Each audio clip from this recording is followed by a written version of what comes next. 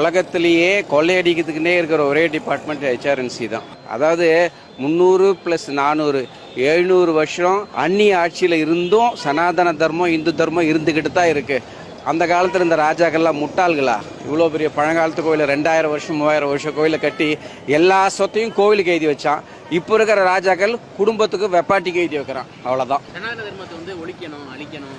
அது ரொம்ப தப்புங்க. அது எப்படி ஒழிக்க முடியும்? நீனு எப்படி ஒழிக்க முடியும்?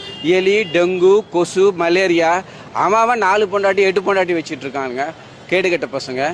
நான் எல்லா மதத்தையும் நான் வானா நாங்கள் யாரும் எதுவும் ஒன்றும் சொல்லவே இல்லை. இந்த மதம் இழிவான மதம் சொல்லாதீங்க. எல்லாருக்கும் தப்பு. அது எல்லா மதமும் உயர்ந்த மதம் தான், எல்லாமே நல்ல மார்க்கத்தை தான் சொல்லுது.